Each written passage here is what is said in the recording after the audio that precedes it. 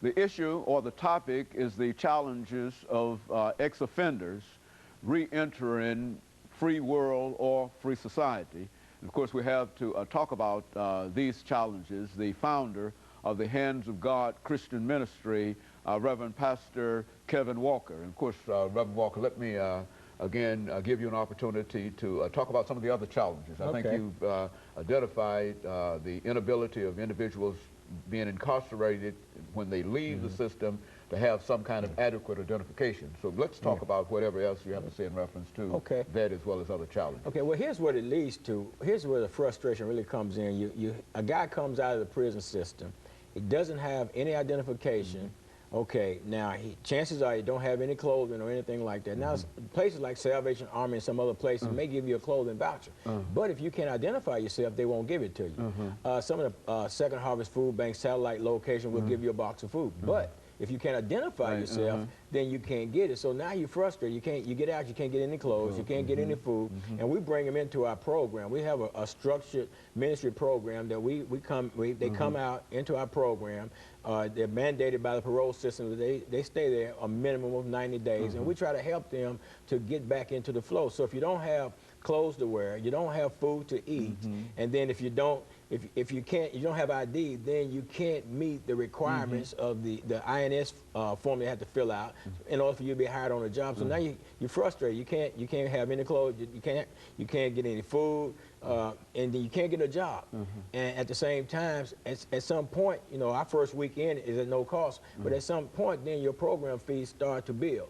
Now you're in a situation where I got to try to get my identification, then I've got to get a job, then I got to wait to get paid. Now I got the frustration of knowing I've got a debt already on me when I get out. So now I'm frustrated.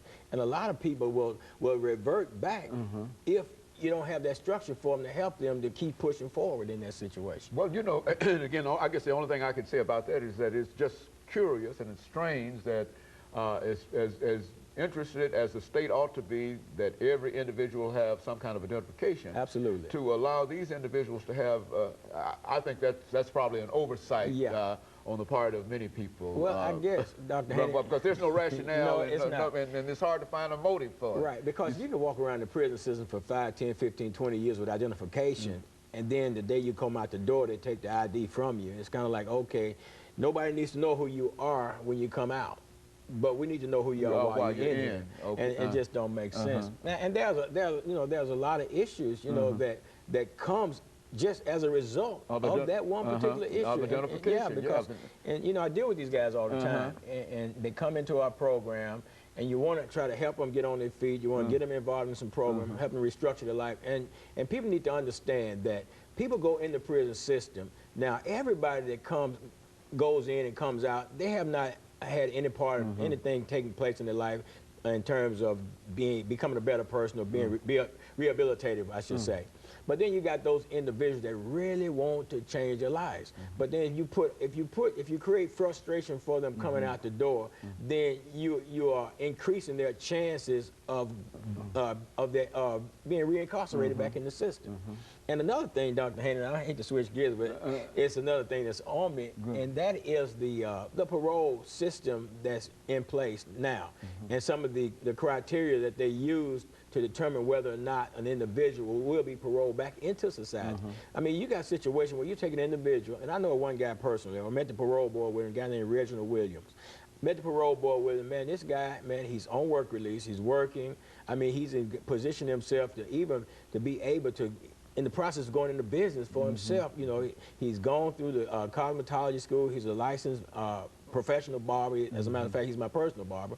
And he's completed all the program. We started an organization at one time behind the wall, behind the fences at River Bend. And he had completed that particular program and some other programs, got his GED. And when he goes to parole board, the hearing officer recommends him for parole, but when he gets his votes back, then they put him off for another 2 years. And that's ridiculous. I mean, what is it that you want a person to do before you let him out? And the reason for that was seriousness of the offense. Now, Dr. Haney, here it is, 10, 11, 12 years has passed since the offense occurred. Now, of course, the offense was serious enough to get him incarcerated, and I don't care 20, 30, 40, 50 years from now, it's going to still be serious. Same serious offense. So, what's the rationale behind that? You know, The person is definitely somebody that's ready for society, has proven himself ready for society, but yet we're not allowing them to come back into society.